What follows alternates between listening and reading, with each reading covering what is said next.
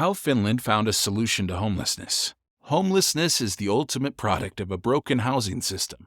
However, there is one country that is a beacon of excellence, that provides hope for everyone working to end street homelessness. Finland has embarked on an ambitious plan, developing a unique strategy for getting homeless people off the streets and back into society, and it aims to completely eradicate homelessness by 2027. Although Japan still has technically the lowest homelessness rate, Japanese success is quite questionable, while Finland has been praised again and again for its results. So how did Finland manage to do it? And why aren't we just doing the same thing everywhere else? Let's explore how Finland solved homelessness. Finland is famously the only country in the European Union where the numbers of homeless people are significantly decreasing and have been for several decades. It's not like other European countries are not trying. They all have shelters, organizations giving out aid, and dedicated national strategies, but most of them, including the UK, Germany, or France, still see their numbers going up rather than going down. So, what is Finland doing differently? As they say, if you want average results, do the same thing as everyone else. And if you want unique results, you have to use unique methods. The Finns have turned the traditional approach to homelessness on its head and committed to a radical strategy that became known as housing first. There is usually a reason why someone ends up homeless, whether it's because of mental illness, drug addiction, or because they lost their job or something else. But the idea behind how most countries approach homelessness is that the person living on the street should start by sorting out those problems first while living in a shelter, and only after that, they can get access to permanent housing. This has been called the staircase approach because the homeless person is expected to move up through different levels gradually. They are expected to stop taking drugs and undergo mental health treatments. And if they make progress, they can move on with permanent housing as a final reward. But the problem is that this approach is not very effective. You see, quitting drugs or managing serious mental health issues is already difficult when you have a home, and it's basically impossible when you're homeless. In other words, we expect people living on the street to do what many regular people are not able to do. It's not surprising that most homeless people get stuck on one level of the staircase as they fail to complete the tasks to move on.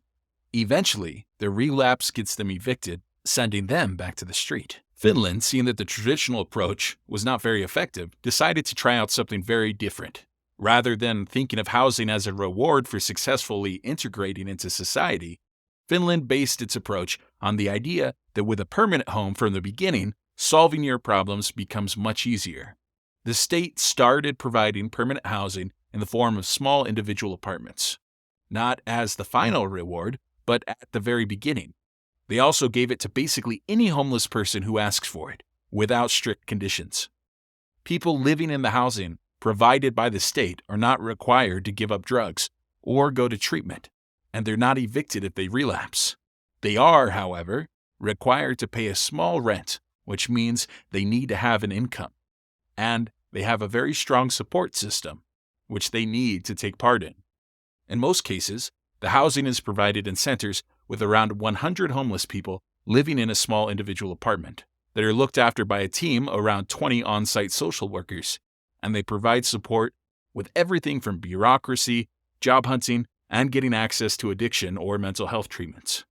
They also keep things from going off the rails, but how it works is one thing, and if it works is another one. So, does it? Well, in the mid-1980s, there were around 20,000 homeless people in Finland. According to the national estimates in 2021, this figure has decreased to just under 4,000. Hence, it looks like a success, but is it? The critics of the Finnish system say that this just hides the problem, and the numbers are artificially decreased by putting everyone in government-paid housing, rather than reintegrating them into society. This is a legitimate criticism. These results are only possible because of the continuous support paid by the state. The numbers of those who transition from government housing to living completely independently are quite small. And if you remove the government support, the homeless numbers would immediately spike once again. However, on the other hand, that's the whole point of the policy. You don't need homeless people to turn into model citizens who are addiction-free and who are completely independent. In the Finnish model, it's already considered a success. When you get them off the street and into a controlled, safe environment where they're able to pay a small rent each month, and when they are slowly, one step at a time, reintegrating back into the society. Now, naturally, this costs a lot of money. The Finnish government spends a lot of money on buying apartments and turning them into homeless housing, subsidizing developers who build this housing, heavily subsidizing their rent, and employing a lot of social workers that work with the homeless people. That's not cheap, but even so, according to Finnish statistics, it financially pays off. A study of financial cost shows that Finland saves 15,000 euro a year on every homeless person it houses.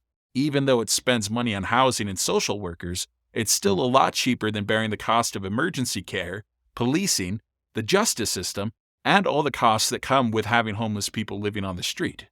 And so, in the end, it's a model that kind of works for everyone. It's better for homeless people who don't have to live on the street or in often dangerous temporary shelters. It's better for the regular people who don't have to deal with criminality, drug use, and other issues that come with people living on the street. And it's better even for the government that ends up saving money. But there's one more question that we need to answer. If it works in Finland, why aren't we doing it everywhere?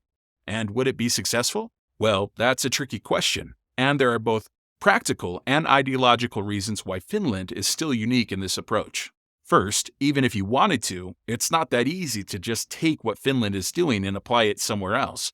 For example, the basic condition to give away housing is that you need to have enough of it. And since most countries are going through a housing crisis, that's not that easy. One of the reasons why Finland can do it is because cities in Finland tend to own most of the land, and so they're able to use that to build a lot of social housing units. But that's not common in other cities. And so, even though this policy is successful in Finland, it can fail in other places. California, for example, has been trying the Housing First policy as well for the past 10 years, but it hasn't seen the same results. And that's likely because it lacks everything that is required for this policy to be successful. Unlike Finland, California has incredibly strict development rules and really expensive real estate, which means that building social housing in large quantities is kind of impossible. And even then, housing is just a part of it. To replicate how it works in Finland, you also need a really strong social security system, a lot of social workers, and access to healthcare, mental health institutions, and addiction treatments. California doesn't have any of that. But even more than for practical reasons, this policy is often rejected on ideological grounds. There is a deep-rooted idea that homeless people should deserve housing rather than just get it, and that doing so creates a bad precedent, even though, in this case, that's not really what the data and the evidence are telling us. So, although Finland has some unique advantages, this model can be applied elsewhere. But to be successful, it requires a lot of invested resources, the ability to commit for decades rather than for years, and in the end, it needs to be just a part of a wider, well-functioning system of social safety nets that help people get up off the ground. It thus looks like Finland will probably keep its unique position for a bit longer.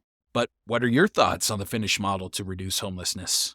Will this system work in your country? Do let us know in the comments below. That's all for today. Hope you found something useful from today's video. Thanks for watching, and we'll see you in the next one.